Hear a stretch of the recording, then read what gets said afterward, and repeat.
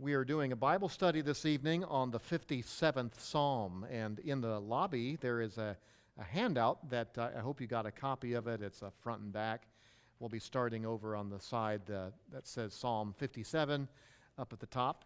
It happens that last week we were in Psalm 56, and I'm not doing Psalm 57 tonight because it comes right after 56.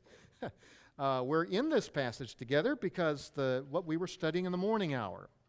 In the stories of David in 1 Samuel 22, he hides for a time in the cave of Adullam, and it appears that this psalm, this beautiful psalm, grew out of that. When I went to Israel back in a previous dispensation, I think it was in the late 90s, it was a tour group for about 3.5 weeks, and we were all believers. We were all part of a couple different Christian colleges and seminaries.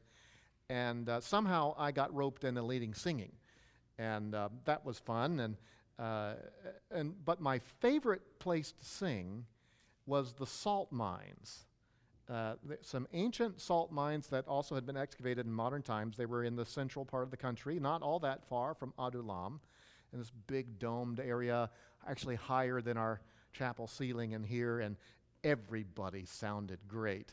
Even the people who didn't sound great sounded great because of the wonderful acoustics in that cave-like environment. Well, when David began his time in the cave of Adullam, he was by himself.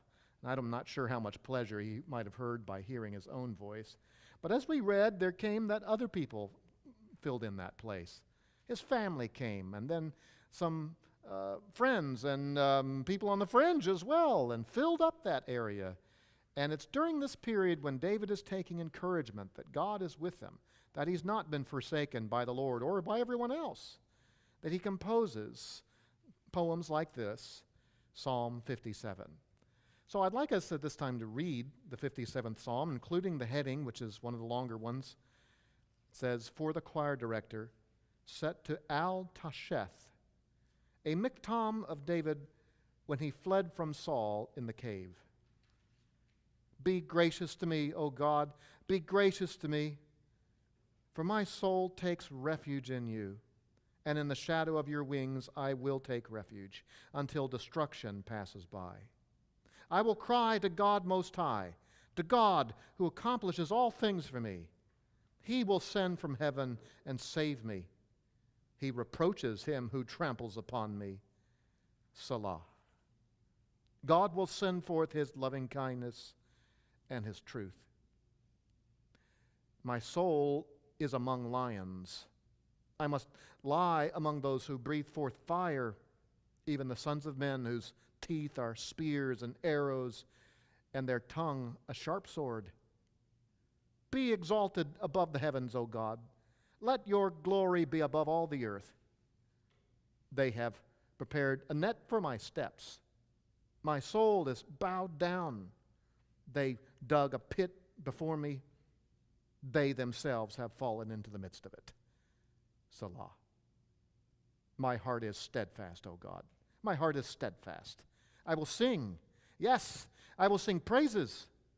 Awake, my glory. Awake, harp and lyre. I will awaken the dawn. I will give thanks to you, O Lord, among the peoples. I will sing praises to you among the nations. For your loving kindness is great to the heavens, and your truth to the clouds. Be exalted above the heavens, O God. Let your glory be above all the earth." The Lord add blessing to the reading of his word. Well, let's talk about what kind of psalm this is. Look at your handout with me, and point number 1, the genre of this psalm, what sort of psalm it is. I would call this a lament, but a lament with very strong confidence. Some would say that this is a psalm of trust or a song of confidence, because there were actually more statements of confidence than there are pleas for help in these 11 verses. The latter half of the psalm is so full of confidence that it almost sounds like a song of thanks, the sort of tune that would be sung at the tabernacle when you brought your thank offering. And yet a couple things make me take this to be that it's primarily David still pouring out his heart. It's mixed with strong confidence, but he's asking God to intervene. And part of that is because verses 7 through 11 is repeated verbatim in another psalm. Once you get to verse 7, which we were reading a moment ago, my heart is steadfast, O God, and he calls out for the Lord, this word of praise. If you would turn over in your Bible to Psalm 108, you'll see that these words of David are reused. This is a recycled tune. Psalm 108, and I won't read all of this, but verses 1 through 6 is identical to that. And so it sounds like praise and thanks, and my heart is steadfast, O God. But then, when you get down to verse 10, who will bring me into the besieged city? Who will lead me to Edom? Have you not you yourself, O God, rejected us? Will you not go forth with our armies, O God? Oh, give us help against the adversary, for deliverance by man is in vain. Through God we will do valiantly. It is he who shall tread down our adversaries. That is very clearly a lament. David is in a time of war, and he needs help. It doesn't seem like it is going well. He opens with praise, but that is an introduction to this prayer for help. And so even back here in Psalm 57, though there is great confidence in God, there's also prayers for help. I'm in a time of distress. There are wild beasts around me, men who are like wild beasts. We need their deliverance. He mentions, by the way, back here in Psalm 57, in verse 9, he says, I will give thanks to you, O Lord. That is a common phrase in the Psalms, and when it shows up, it usually means, when this is all done, I'm going to tabernacle, I'm going to bring a thank offering and publicly acknowledge what you have done. Now, one thing that's different in this spot, though, is the way he speaks of it. He says, I will give thanks to you, O Lord, among the peoples. That's Gentiles. I will sing praises to you among the nations. That's Gentiles. The Gentiles aren't flocking to tabernacle. So it may be that he has something else in mind here. Now, it could be that he's planning a grand public thank offering and he's going to invite dignitaries from other nations. But it may just be that as he's out and about amongst the nations, he's going to declare God's praise. Where was David right before the events of when he's in the cave of Adullam? Where was he? He was with the Philistines. Where does he go right after he's in the cave of Adullam? He goes to the Moabites. Who was the man who was there at Nob who caused all the trouble? Doeg the Edomite. These stories that this psalm grows out of are loaded with references to people from the nations. So perhaps in this case, he's not envisioning going to tabernacle so much as he is wherever he goes, he's going to publicly acknowledge what the Lord has done. Well, there is a strong mood of confidence throughout this psalm, but it's clear, as I mentioned before, that the distress which triggered this prayer, that distress is not over. There are still lurking enemies. That's why, in fact, he's in a cave.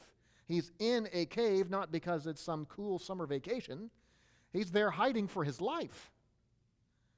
While his confidence is growing, the danger around him has not diminished. So all in all, this song, which speaks of comfort in the cave, is a lament with expressions of strong trust. As far as the setting for it, we've talked a lot about that this morning and even already this evening. This is, of course, a psalm by David, and from Psalms 51 to 70, all of those psalms are by David. And the heading before verse 1 tells us that this was during that time when Saul was chasing him. Now, there are actually two times where we're told that David hides in caves away from Saul. There's the story we read this morning in 1 Samuel 22, and then there's another one at En-Gedi on the coast of the Dead Sea. And that would happen 2 years later in 1 Samuel 24. I'm inclined to think that Psalm 57 comes from this time when he's at Adullam, partly because it comes right after Psalm 56, which the heading tells us was about events that happened when he was in Gath. So it seems like these songs have been gathered together to reflect the similar events they came from. By the way, there's one other psalm that was written during when David was in a cave, and you might want to flip forward briefly to Psalm 142. Psalm 142. The heading here says, Maskil of David, when he was in the cave, a prayer. And the 7 verses that follow are clearly a lament. And it could be from another prayer. He wrote another prayer song when he was in Adullam, or maybe a couple years later when he was in Gedi.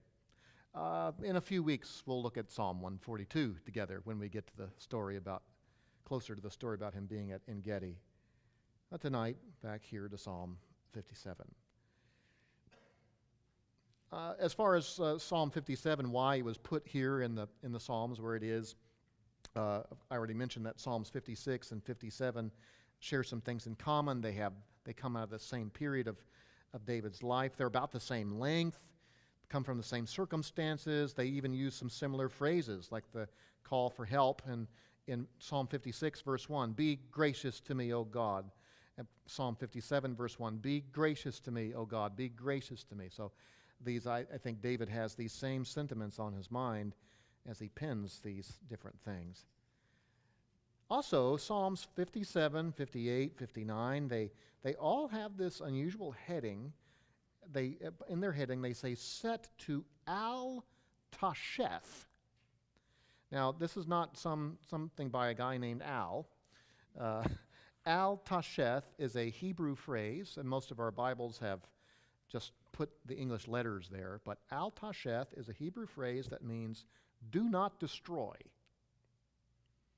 And most of the Psalms that have this are either they are laments or they are songs that talk about some peril to life that has taken place. This set to Al-Tasheth, that's that kind of a musical notation. It may be some kind of style of playing, some sort of sound associated with the music, or it could even be the name of a tune that could be adapted for any of these songs. The heading also includes the word that it is a miktam, another Hebrew word that means something like an inscription, almost as if this poem has been etched in stone. It's left an indelible mark in David's mind, and he wants others to use it, almost like it's a prayer letter to God for others to send up to him as well. This psalm has 2 halves to it, 2 parts of about equal length. Verses 1 to 5 is mostly where the lament part of the poem is. It's a lament. There are words of confidence, but there's more lament. As opposed to the last half, verses 6 through 11, is mostly expressions of confidence. Yes, there's still crisis around him, but he strikes more the note of trust and confidence in the Lord. And both of these halves end with a chorus, a refrain that's repeated. Look with me at verse 5. And you'll see it there. Be exalted above the heavens, O God. Let your glory be above all the earth. And it's repeated word for word in verse 11. Be exalted above the heavens, O God. Let your glory be above all the earth. See? David invented the chorus. It's a praise chorus, too. Well, so that's the refrain that's used in each half. That marks off the 2 halves. But there's also the word Salah that pops up a couple times. In the middle of verse 3, it shows up. He will send from heaven and save me. He reproaches him who tramples upon me. And then this Hebrew word is spelled out in English, Salah. And the reason our English Bibles do this is because nobody really knows what it means. There are oodles of ideas about what it means. It does not mean, think about this. Now, I've heard that said a lot. Now, the effect might be that when you pause, that you might think a little bit more about what's been said. But that's not what the word itself means. It's some kind of a musical notation. My guess, and I think a majority of interpreters lean this way, that it's a musical notation that might mean there's to be a pause in the music, or a pause in the singing. Maybe now the instruments would play by themselves. And that kind of pause would give you opportunity to think either about what's been said or what's about to be said. And here in verse 3, right after that Selah, that pause, there's this strong statement, God will send forth his loving kindness and truth. And then also in verse 6, there's the Selah, right after saying, they themselves have fallen into the midst of the traps they set for me. And then there's a pause, perhaps to reflect, to enable them to reflect on what's been said. This is one of those times where the Selah does not mark out the major parts of the poem, but it seems to cause some focus on what's been said. Now, we're going to go through this psalm verse by verse in a little bit, but I want to point out a few things before we get there, and so bear with me as we go over a couple notes and application. There is a sense of transition as you go through this poem.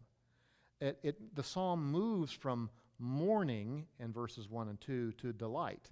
And it kind of goes back and forth, but the general flow of the psalm is there's more pain and mourning at the beginning, and there's greater delight as you move towards the end. And I think that reflects the mood of David in the cave.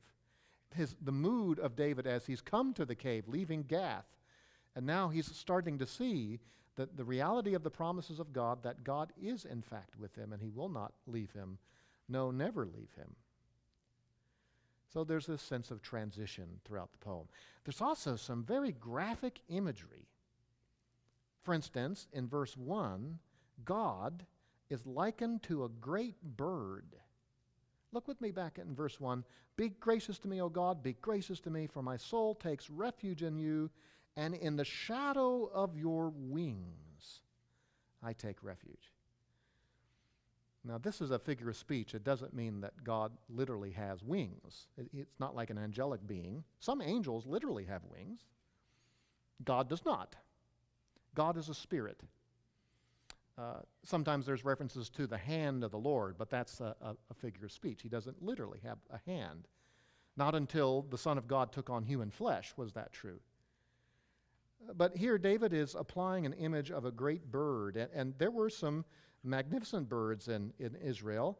And you can see on your handout at the bottom left that's smaller than maybe it should be, but this is a very, very large Egyptian wall painting. And I would guess it's a little bit, not quite as wide as the distance between these pillars. And it's a picture of one of the greatest birds in the ancient Near East, the griffin vulture, with its wings spread out wide. Many times ancient peoples would speak about their gods as being this protective thing. Well, of course, the Egyptian gods and the Canaanite gods were really nothings, but the Lord of hosts really was able to hover over his people. You know, look at that picture of the stork, I believe it is, to the right. Big birds are famous for this sort of just huddling around their little ones and protecting them. That is the kind of image David has in mind when he thinks about the Lord being with him there in the cave. That's a graphic image. Turn over your handout. There's a few more graphic images. Enemies are likened to lions and ferocious predators. Look at verse 4. My soul is among lions. I must lie among those who breathe forth fire. That sounds like a dragon, doesn't it? But unless we think he's talking about the wildlife at Adullam, he then explains even the sons of men, whose teeth are spears and arrows, and their tongue is a sharp sword. There's another graphic image there that it's as if these people are outfitted for war, even in the way they talk. Plots against David are likened to nets and pits in verse 6. Look at that. They have prepared a net for my steps. My soul is bowed down. They dug a pit before me. So hunters in ancient days would use large nets. I've seen pictures that the Assyrians drew. Again, imagine a wall of about that size. And etched into the stone is an image of hunters with a huge net, and they're wrapping up antelope. They've chased them into this net, and then they close it in on them. Hunting by means of pits was a common thing. You know how that works. Not that you've ever done it, but dig a big hole in the ground, put some ground cover over it, and wait for some unsuspecting dumb animal to fall into it. And that's how David felt. He felt like the dumb animal. Everywhere he went, there's a trap here, a plot here. Saul is after him. The Philistines are after him. And yet, David is confident the Lord can cause those things to come back on those who set them for him. In verse 4, there's another kind of, not verse 4, verse 8. There's another kind of image that's used. Joy in the morning is likened to the music of instruments. He says, awake my glory, and I'll talk about that in a moment, but awake my glory, awake harp and lyre, I will awaken the dawn. This is very poetic talk for how joyful he is when he wakes up. He has this idea that God's faithfulness is great. And as we sang earlier, morning by morning new mercies I see. Now I know some of you are morning people, and some of you are evening people. And your mornings don't feel you're like awake, harp, lyre, and you're hitting the alarm clock. But we're not talking about the run-of-the-mill time of day where we're talking about these periods of life when normally you might wake up and your mind is full of anxiety about all the problems you have, the situations you can't solve, the enemies who are out to get you. That's what David's mental diet had been like for a while. But he's coming out of that fog, and he awakens in the morning with joy, and it's like music is playing. It's a beautiful image. Now, when David first came to the cave of Adullam, he did not have a harp or a lyre with him. About the only thing he might have still had with him was the sword of Goliath. We're not even sure he still had that. He has no instruments with him. Maybe when his family came down from Bethlehem, they brought some instruments, or they acquired some, and he was able to use them in the singing of these songs. But even without those things, he was able to have joy in the Lord in the morning as he meditated on God's faithfulness to him. You can see there's a picture there on the right of, these are Assyrians who are, one of them on the left is holding a very large harp, and someone on the right is holding a smaller lyre. Harps and lyres are the same kind of instrument. They just differ a little bit in sometimes the number of strings they had or the size. Both of these would be instruments that David would have been familiar with. Some of the graphic images in this psalm. I thought this afternoon as I was looking over my notes, one of these days I need to do a message or a study on the animals of the Psalms. And I think it would be a very interesting way to see that the Psalms depict people and the Lord in terms of animal-like features. Now there's a divine title, a title for God that's used, letter C in your handout, the name that's used in verse 2. I will cry to God Most High. That's El Elyon, a name that shows up in Genesis for the first time. It's used not very often in the Old Testament. In fact, it's almost never used in the Psalms. But here it is.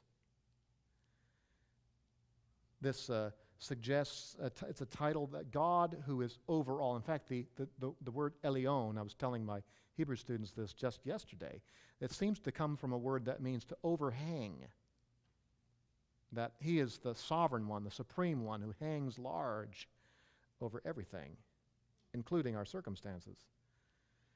It suggests that God is completely sovereign over all things, and his sovereign care of his people is a compassionate care. And in fact, David thinks about the promises that have been made to him. I think he's thinking particularly of what had been promised to him through Samuel. He says that God Most High is the God who accomplishes all things for me. The God who's going to fulfill his purposes for me.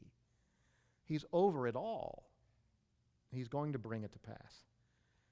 Great encouragement David has in this hole-in-the-wall place.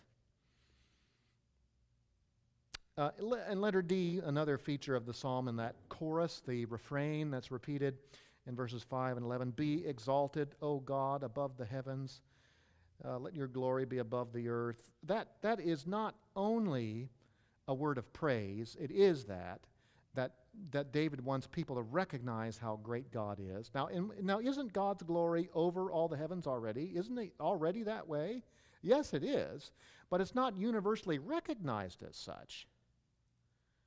It's not true yet what Isaiah envisioned, that one day, that then, he says, then the glory of the Lord shall be revealed, and all flesh will see it together. David is praying about that sort of realization. So he's praying not only that for God to be praised in that moment, but that God would do things to expand the world's awareness of who he is. That God would act. That God would answer prayer and so bring praise to himself.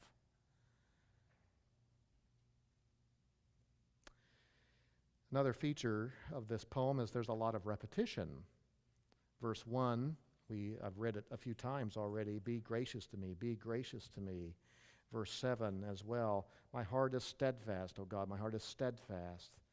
It's sort of driving the point home of what he wants and what he is focused on. It stresses his determination to seek the Lord at all costs. One more interesting thing here. Maybe you were wondering about verse 8 and what in the world David means when he says, awake, my glory. My glory? Who's he talking to? Is this a code word for God? Is he telling God to wake up? It's not his wife. She's not there. My glory. It's an unusual phrase. It could be a reference to his inner being, something like my heart, my soul, and I'll explain why. The word glory, the base meaning of this Hebrew word kavod, the base meaning of that word is heaviness. Heaviness. So a person who has glory has weight. They have significance. It could be in terms of size. It could be in terms of their recognition. That's why Paul uses that phrase in Corinthians when he talks about the eternal weight of glory, which will be ours, as opposed to the light affliction that we have round about us. It's like someone has been weighed down with honor, like you're putting metal after metal after metal on him. Weighed down. Okay, so that's the basic meaning of the word glory. Now, you ready for this connection? This is a different direction. The word glory is spelled with the same letters as the word for liver. It comes from the same word. In fact, the only thing that's different is the vowels. And that's because the liver is a heavy organ. Now, I haven't felt mine. I don't know about you, but maybe in processing meats, you've noticed this before. Liver meat is kind of dense. And quite a few Old Testament scholars have said that the better way to read this here, and there's some other verses too where this is true, would be, well, now this is metaphorical, but the literal meaning would be, awake, my liver. But that's because the liver, you see, is representing the inner being, just like the heart is an internal organ, but it stands for the inside. There's other passages in the New Testament, too, that talks about our kidneys. If there are any bowels of mercy, Paul says in the King James, literally, if there's any kidneys of kindness, you have the guts of love. It's your inner being. So that's why some versions who are a little more paraphrase-like just render this, awake, my soul, because that's catching on. You can see this same kind of thing in Psalm 108, verse 1. Why don't you flip to that passage briefly with me. Psalm 108. Actually, we saw this. There's a little bit of difference in the way it's translated here in the New American Standard. My heart is steadfast, O God. I will sing praises even with my liver. Now, New American Standard has soul, but the word there is liver. It's the same word back here. New American Standard is correct to translate it as soul in Psalm 108. That's the idea. I think they should do it again here in Psalm 57. Awake, my soul. Awake, harp and lyre. It's like my heart is singing, and I will awaken the dawn. I'm going to wake up the morning. I'm going to beat the morning to the punch and get the day going with joy.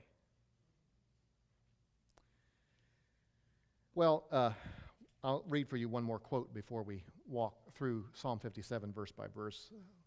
One of my colleagues at the University, Will Varner, said, "If you do what David did, you will experience peace and victory even in the cave." What did he do? David's faith transformed his cave into a holy of holies. His confidence was not in the rocks, but being under your wings. Well, come with me now to our visual outline chart, and we're going to walk our way through this poem verse by verse, using this as our outline. Up at the top, there's a purpose statement that tries to summarize this poem. Seeking refuge in a cave from Saul's deadly forces, David finds greater refuge in his Most High God, whom he confidently calls out for help. We'll go down to the headings. You can see that there's 5 of them on this poem.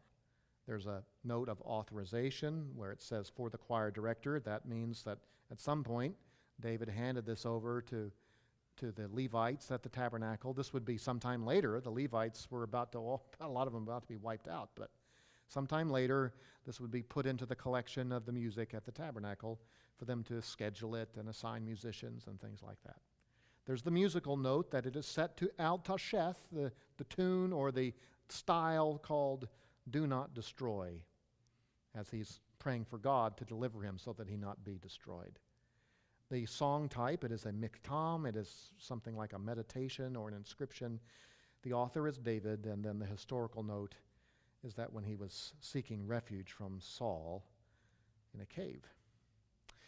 Then there's our 2 columns of the 2 halves. The first column in verses 1 to 5 is a lament with confidence, as David seeks divine refuge in his distress.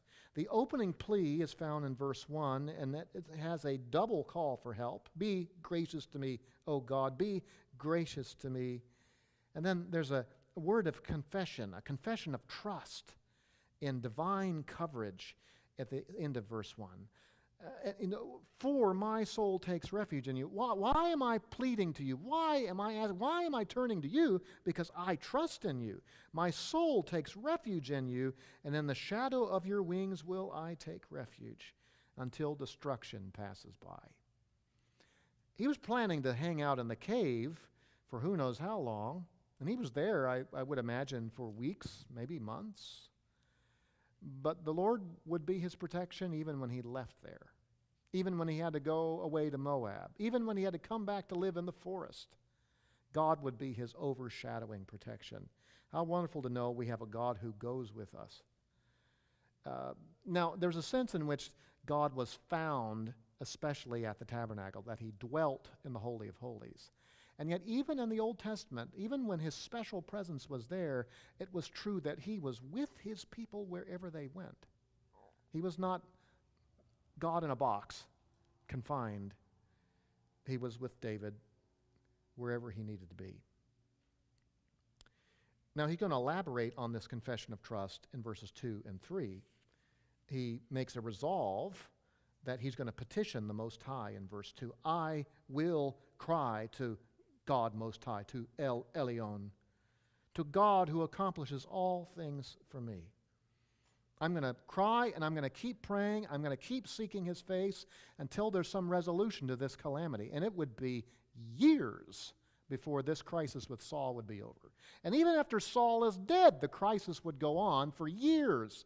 It would take David 3, 4, 5 years to solidify his reign even after he was enthroned, as vestiges of Saul's empire fought against him and plotted against him. He's determined he will keep seeking the face of the one who's most high over all things. In verse 3, he expresses his certainty in how God is going to deliver him from his enemies.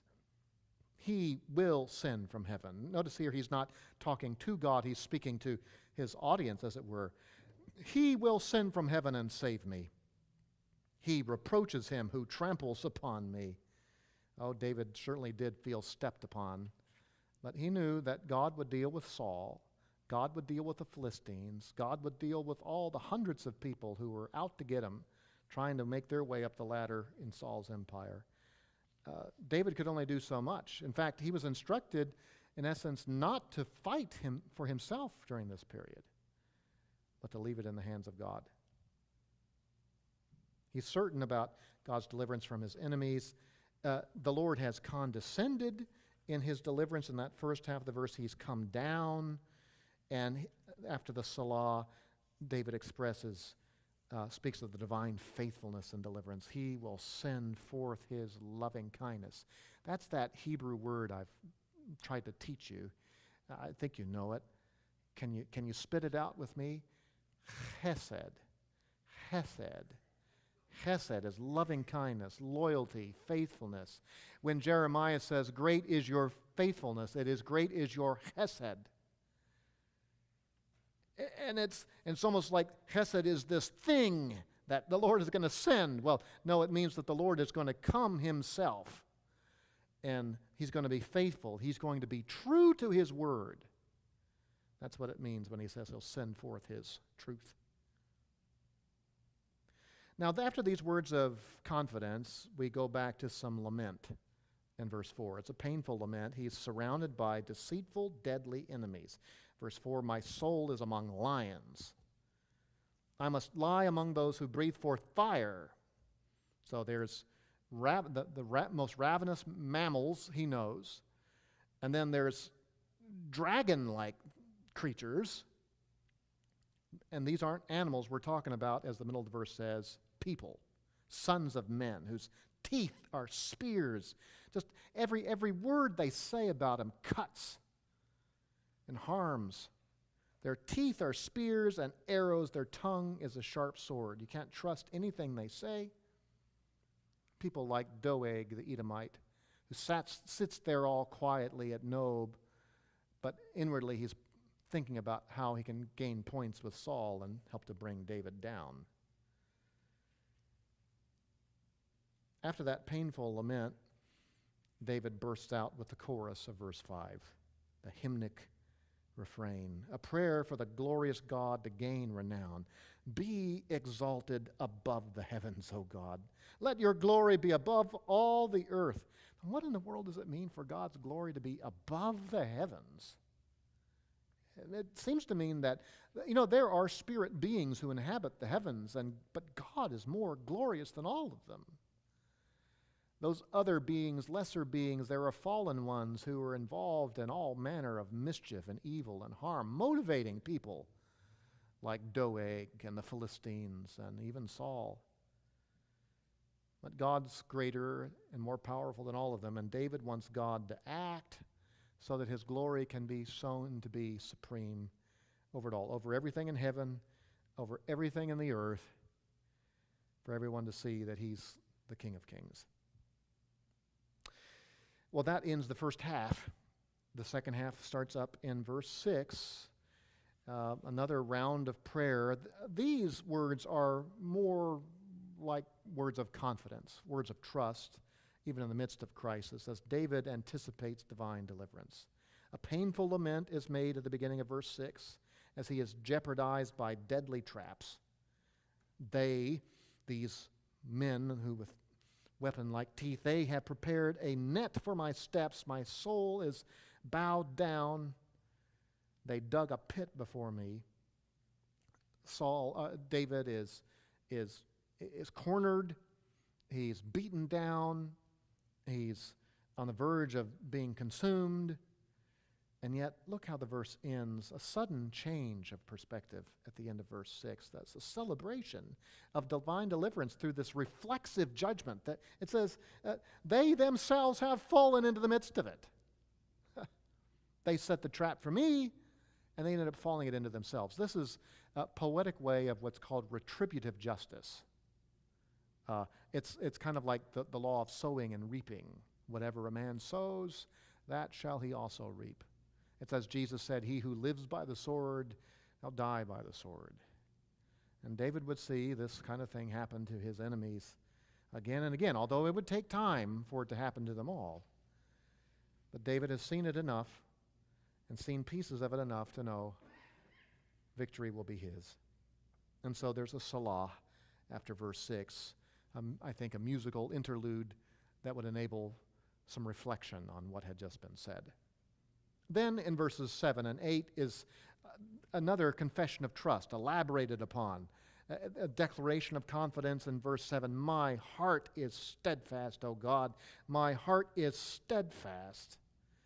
I will sing, yes, I will sing praises. So I am fixed on the goodness of God.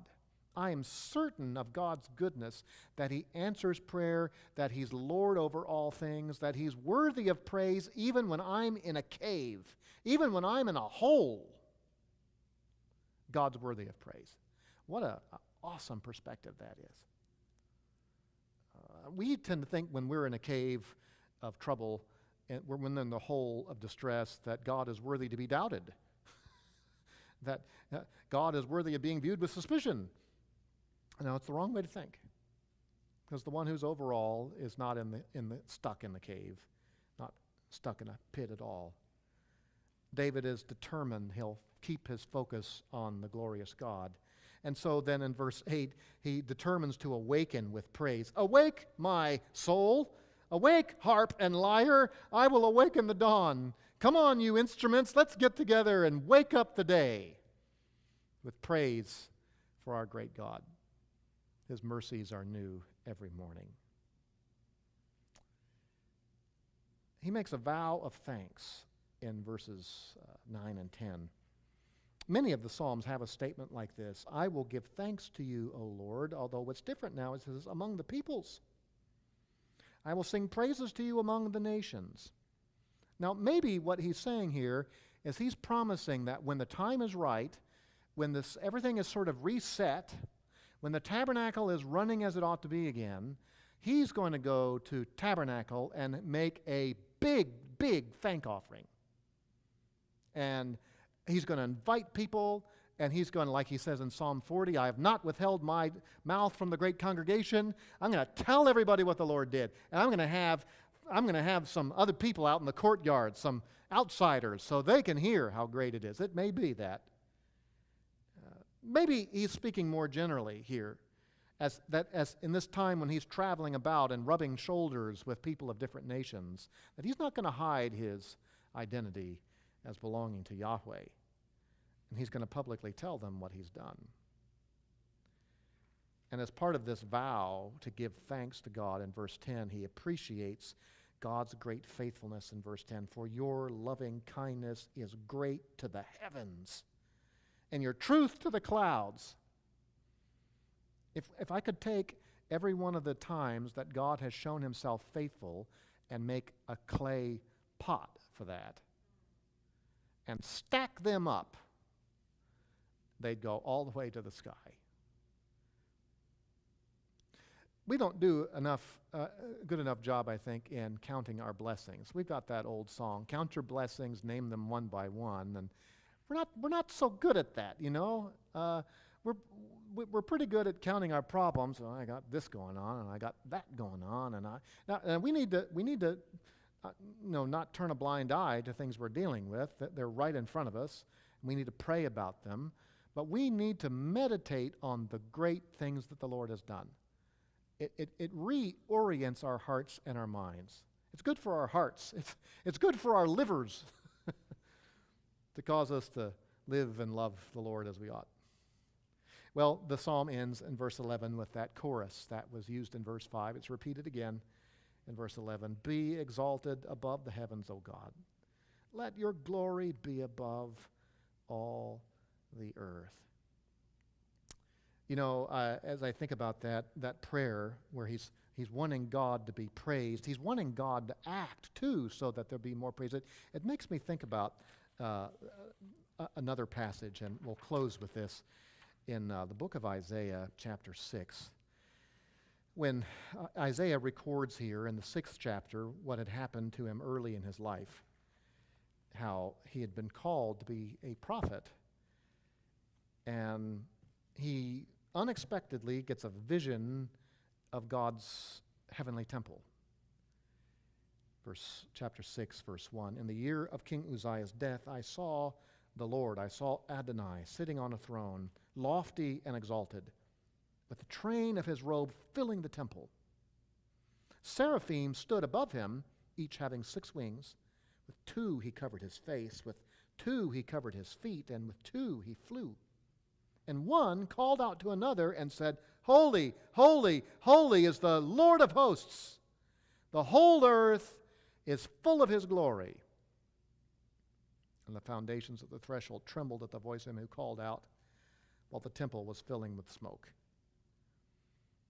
An amazing vision. Here is the glorious God. I mean, his glory is it is filling this heavenly temple. It is filling it. And yet the angels say, Holy, holy, holy is the Lord of hosts. Most holy is the notion there. He is most holy. And then the Hebrew text is the whole earth full of his glory. In the Hebrew text, there is no is. It is a matter of interpretation. Is he saying that the whole earth, because all Isaiah sees is the throne room. Is the whole earth full of that glory? He doesn't see it. He doesn't see it. No one else sees it. What do they see in Isaiah's day? They see the Assyrian Empire growing as a dark menace that's devouring nation after nation, city after city. They're coming down into the north and taking away Israelites into captivity. That's what they're seeing. And yet the vision is the whole earth full of his glory. As you read the first half of Isaiah, you see the earth full of doom. Doom and gloom and judgment. God is raising up Assyria as an instrument of judgment, and Judah's going to feel it. But the second half of Isaiah is very different. Starting in chapter 40, there's much more of a focus on the glory that's going to come. And he'll say in another description of a calling to ministry in chapter 40, a voice is calling, cry. Actually, a voice is crying, in the wilderness, prepare the way of Yahweh. Make straight in the desert a highway for our God. Every mountain shall be made low, every valley shall be lifted up, and the rough places shall be made a plain. And the glory of the Lord will be revealed. And all flesh will see it together. So there's coming a manifestation of the glory of God that's not visible now. Can I say to you that Isaiah 6 verse 3 could be rendered, the whole earth will be full of his glory. And that the prophecies of Isaiah show how that will come about. And it's that same idea, I think, that David is latching on to. Be exalted, God, above the heavens. Oh, he is glorious. He is exalted, but we want everyone to see how great you are. We need you, God, to act for your name's sake, for your glory, to manifest yourself so that your name would be praised. And as you and I go through our troubles, we want God to act, not just for us, but for his glory's sake. That people would see the goodness and faithfulness of the God that we love and serve. And we pray also for his Son to come again, because it's at that moment that the words of Isaiah will be fulfilled, that all flesh will see it together. Lord, we thank you for this psalm we've looked at and these other portions about your glorious faithfulness. We rejoice with David in how you kept him, how you gave him a song in the midst of this dark place of waiting and wondering how things would turn out. That you were there with him, that you were over everything, that you would in fact turn against his enemies all of their plots and fulfill the promise you'd given to him. Father, you've given us great promises, promises of an everlasting home, promises of an everlasting kingdom, and we do not yet see all these things fulfilled, but we know you will do them. So in the moments of our trouble, Lord, act, bring glory to yourself, bring renown, so that we could hear on Sunday night, for instance, give testimony to great things you've done. And send your Son again. Send him so that the glory promised of ages past might come to be. We ask it in Christ's name.